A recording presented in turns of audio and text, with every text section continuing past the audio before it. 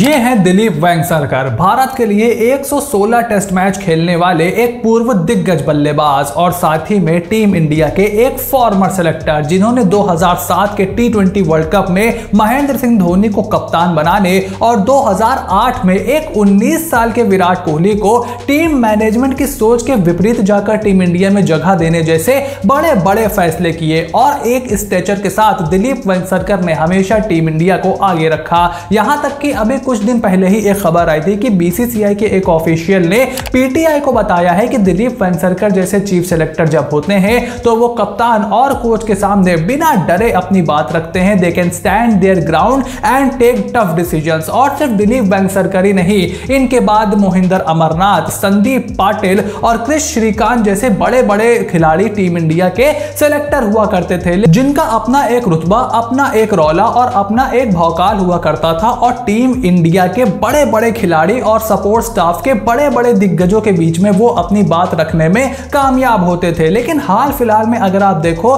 तो सेलेक्टर्स का भौकाल यहां पर थोड़ा सा कम जरूर हो गया है। इनफैक्ट इस समय भारतीय मेंस क्रिकेट टीम बिना चीफ सेलेक्टर के ऑपरेट कर रही है और 5 सेलेक्टर्स हमारी टीम में होते हैं, लेकिन अभी सिर्फ 4 सेलेक्टरों से ही बीसीसीआई काम चला रही है। और अगर आप उनके नाम देखो, शिव सुंदर दास है जिन्होंने सिर्फ 23 टेस्ट मैचेस खेले हैं, सुब्रतो बैनर्जी और सलील अंकोला ने सिर्फ एक टेस्ट मैच खेला है और एस शरत ने तो कोई भी इंटरनेशनल मैच टीम इंडिया के लिए नहीं खेला है। और ये एक प्राइमरी वजह बताई जाती है कि सेलेक्टर्स अपनी बात खुल करके टीम मैनेजमेंट, जिसमें राहुल द्रविड़ और उनसे पहले रवि शास्त्री जैसे कोच हुआ करते थे, और कप्तानों में महेंद्र सिंह धोनी, विराट कोहली और रोहित शर्मा जैसे खिलाड़ियों के सामने सिलेक्शन कमेटी अपनी बात रखने में थोड़ा सा हिचकिचाती है। लेकिन आखिर ऐसी क्या वजह है जो कि बीसीसीआई एक हाई प्रोफाइल सेलेक्टर को अपने इस सिलेक्शन कमेटी में शामिल नहीं कर पाती? एक हाई प्रोफाइल बड़ा नाम बीसीसीआई में भारतीय मेंस क्रिकेट टीम का सेलेक्टर नहीं बनना चाहता। और पिछले 6 महीने से महज 4 सेलेक्टर से ही हमारा काम चल रहा है। हालांकि अब कल यह खबर निकल करके आई है कि बीसीसीआई ने मेंस सिलेक्शन कमेटी को पूरा करने के लिए एप्लीकेशंस मंगाए हैं और उसमें यह बात बताई जा रही है कि क्योंकि 5 जोन से हमारे सेलेक्टर्स आते हैं, north zone, south zone, east zone, west zone और सेंट्रल जोन, और नॉर्थ जोन से इस समय हमारे पास सेलेक्टर नहीं है क्योंकि चेतन शर्मा का जब पूरा स्टिंग ऑपरेशन हुआ उसके बाद उन्होंने रेजिग्नेशन दिया तो उनकी कुर्सी यहां पर खाली है। लेकिन इस बात को स्पेसिफिकली मेंशन नहीं किया गया है बीसीसीआई के द्वारा कि नॉर्थ जोन से ही सिलेक्टर्स अप्लाई कर सकते हैं। तो इस बात के कयास लगाए जा रहे हैं कि किसी और जोन से भी सिलेक्टर आ सकता है और मोस्ट प्रोबेबली वो ही चीफ सिलेक्टर बनेगा। कुछ भारतीय पुराने खिलाड़ियों के नाम भी फ्लोट अराउंड कर रहे हैं, जैसे वीरेंद्र सहवाग, युवराज सिंह, जहीर खान। लेकिन ऐसा क्यों है कि कोई भी खिलाड़ी, इन दिग्गज खिलाड़ी भारतीय मेंस क्रिकेट टीम का सिलेक्टर नहीं बनना चाहता है? तो इसी बात पर आज हम नजर डालेंगे और उसके साथ उन सॉल्यूशंस की भी बात करेंगे जो कि बीसीसीआई को इंप्लीमेंट करने चाहिए इन माय ओपिनियन, जिससे हमारी सिलेक्शन कमेटी स्ट्रांग बने। क्योंकि चाहे आप इंग्लैंड की बात करो, ऑस्ट्रेलिया की बात करो, वहां पर सेलेक्टर्स का काफी ज्यादा रोल होता है, सेलेक्टर्स काफी ज्यादा पावरफुल होते हैं और जो कप्तान और कोच होते हैं उनका काम सिर्फ प्लेइंग 11 मैदान पर उतारना होता है, बाकी पूरा काम सिलेक्शन कमेटी ही देखती है। और अगर आपको चेक्स एंड बैलेंसेस बनाना है तो आपको भी एक मजबूत सिलेक्शन कमेटी और एक मजबूत चीफ सेलेक्टर की जरूरत होगी। नंबर 1 रीजन जो कोई भी बड़ा नाम टीम इंडिया के चीफ सेलेक्टर के रोल में जल्दी हमें नहीं दिखाई देता है, it is because it's a thankless job. Chief selector का काम होता है प्लेयर्स के साथ डील करना, बड़े बड़े प्लेयर्स के साथ डील करना, बड़े बड़े कोचेस के साथ डील करना, पूरी उनकी टीम मैनेजमेंट के साथ डील करना और उसके बाद बड़े फैसले लेना। और खास करके अब जब हर साल आपका एक नया आईसीसी टूर्नामेंट आ जाता है, कभी वर्ल्ड T20, कभी 50 ओवर का वर्ल्ड कप,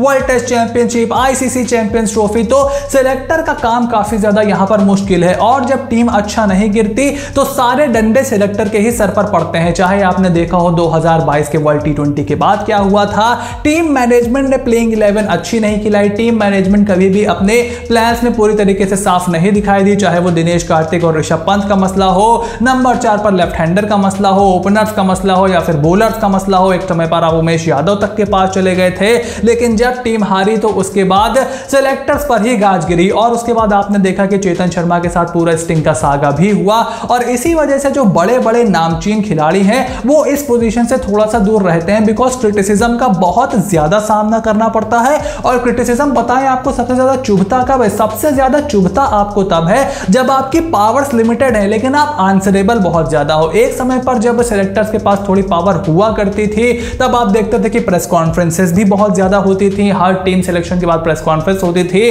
जितने भी सिलेक्टर्स की हमने बात की, चाहे मोहिंदर अमरनाथ हो, चाहे दिलीप वेंगसरकर हो, वो सब पीसी में आते थे, वो सवाल लेते थे, सवालों का जवाब देते थे और राइटली अकाउंटेबल बनाए जाते थे जब उनके सिलेक्शन प्रोसेस कंप्लीट होता था। लेकिन अब कोई भी सिलेक्टर अकाउंटेबल नहीं बनना चाहता है, बिकॉज मोस्ट प्रोबेबली खबर यही निकल करके आती है कि जो टीम मैनेजमेंट प्लेयर्स मांगती है वही प्लेयर्स उनको यहां पर दिए जाते हैं और इसी वजह से कोई भी बड़ा खिलाड़ी हमें चीफ सिलेक्टर के रोल में इधर जल्दी नहीं दिखाई दे रहा है। सेकंड रीजन जो कोई भी बड़ा नाम चीफ सिलेक्टर जल्दी नहीं बन पा रहा है, it is because it has a very low salary. जो आपके चीफ सिलेक्टर होते हैं, जैसे कि अभी चेतन शर्मा कुछ समय पहले थे, उनको साल के 1 करोड़ रुपए मिलते हैं और बाकी के जो 4 सिलेक्टर्स होते हैं उनको 90-90 लाख रुपए मिलते हैं। अब अगर आप कोई बड़ा नाम लेकर के आते हो, somebody like Harbhajan Singh, somebody like Yuvraj Singh, somebody like Virendra Sehwag, तो क्या वो इतने छोटे से रकम में अपना काम करने के लिए तैयार हो जाएगी, कंसिडरिंग कि उनको बहुत ज्यादा स्क्रूटनी का सामना करना पड़ेगा?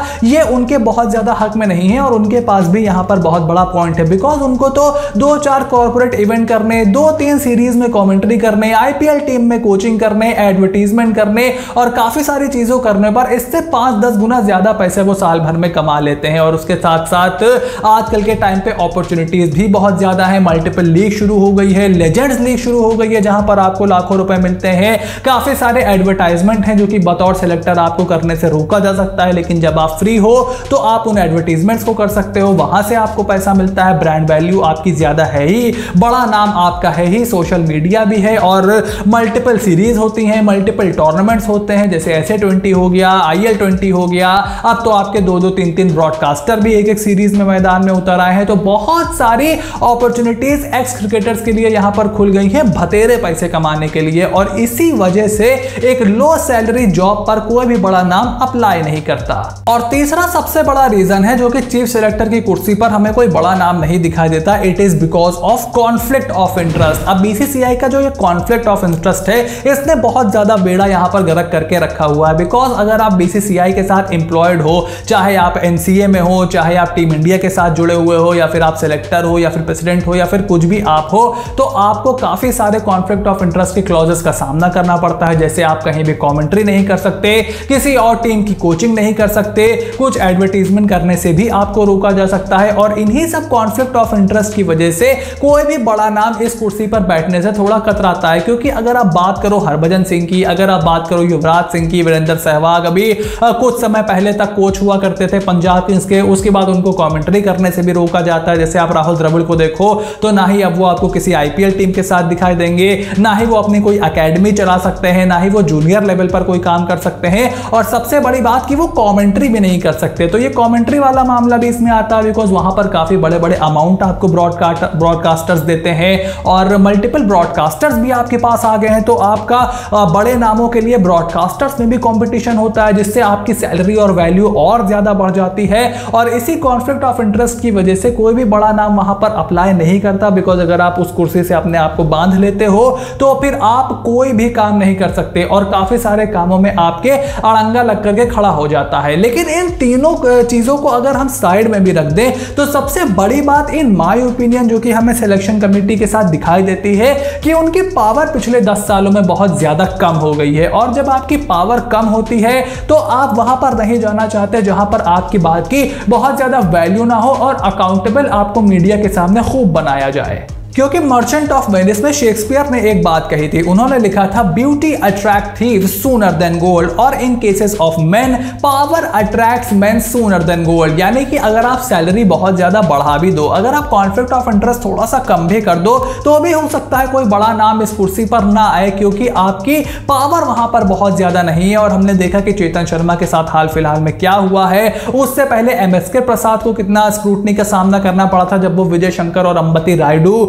वाला मामला हुआ था वर्ल्ड कप के सिलेक्शन में। इसीलिए अगर आप सिलेक्टर्स की पावर बढ़ाते हो, अगर आप सिलेक्टर्स को बैक करते हो, तो फिर मुझे लगता है कि ये कॉन्फ्लिक्ट ऑफ इंटरेस्ट और सैलरी का इशू भी बहुत ज्यादा आपके सामने नहीं आएगा। और अगर आपको पावर मिलती है तो होपफुली हमें कई बड़े नाम यहां पर सिलेक्शन कमेटी में आगे जाते हुए दिखाई देंगे। और जो 3 प्रॉब्लम हमने सिलेक्शन कमेटी के साथ अभी डिस्कस की है, उसके 3 सोल्यूशन भी यही है। सबसे पहला सोल्यूशन यह है कि आप सिलेक्टर्स की पावर बढ़ाओ। सिलेक्टर्स की पावर जब आप बढ़ाते हो, आप उनको एम्पावर करते हो बोल्ड डिसीजन, बड़े डिसीजन लेने के लिए, तो वो अकाउंटेबिलिटी भी खुशी खुशी एक्सेप्ट कर लेंगे। क्योंकि जब आपकी पावर होती है, आप मीडिया के सामने जाते हो, आपसे लोग सवाल पूछते हैं और आप अंदर से इस चीज से पूरी तरीके से इत्मीनान में होते हो कि हाँ मैंने डिसीजन लिया, सही निकला तो मुझे वाहवाही मिली, नहीं सही निकला तो मुझे उसकी अकाउंटेबिलिटी भी लेनी पड़ेगी। वहां पर कई बड़े नाम आपको दिखाई देंगे। उसके साथ आपको इनकी सैलरी भी बढ़ानी होगी, बिकॉज 1 करोड़ एक बहुत ही छोटी रकम है। अगर आप अपने सपोर्ट स्टाफ को देखो, अपने हेड कोच को देखो जिनको 10 करोड़ के करीब रुपए मिलते हैं, एनसीए हेड को 5 करोड़ से ज्यादा रुपए मिलते हैं, प्लेयर्स आपके जो A+ कॉन्ट्रैक्ट वाले हैं उनको 7-7 करोड़ रुपए मिलते हैं, तो आप सेलेक्टर्स को बहुत ही कम सैलरी दे रहे हो। इन ऑल फेयरनेस, चाहे सेलेक्टर कोई भी हो, तो पेमेंट बढ़ाना भी यहां पर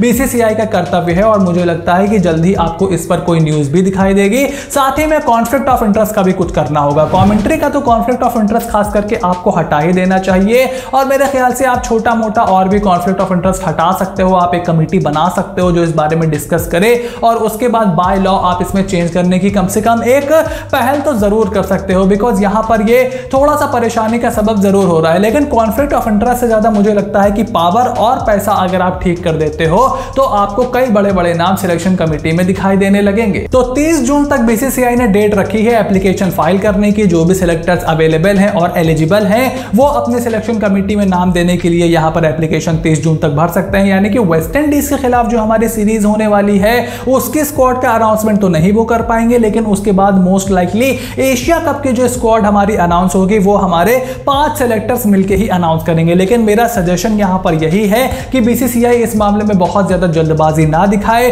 थोड़ा सा अच्छे से एप्लीकेशंस को एनालाइज करे, थोड़ा कुछ खिलाड़ियों से बात करें। अगर कोई पुराना खिलाड़ी यहां पर अप्लाई करना चाहता है, क्योंकि इतने दिन हम रुके हैं और थोड़े दिन रुक जाएंगे, कोई आफत नहीं आने वाली है, लेकिन अब अगर चीजें दुरुस्त हो रही हैं तो पूरी ठीक तरीके से उनको दुरुस्त करना चाहिए। तो मेरे हिसाब से जब भी सिलेक्शन कमेटी आएगी, जो भी इस पर न्यूज होगी, फटाफट से आपको इस चैनल पर देखने को तो मिल ही जाएगा। आई होप वीडियो आपको एंटरटेनिंग और इंफॉर्मेटिव लगी होगी। अगर ऐसा है then make sure to click on the subscribe button, press the bell notification, become part of the family, ताकि मुझे भी पता चले कि इस तरीके के इंफॉर्मेटिव वीडियोस आपको पसंद आ रही हैं। सो स्टे ट्यून्ड, क्योंकि और इस तरीके की वीडियोस आपके लिए लाइन अप हैं and I will see you soon in the next video.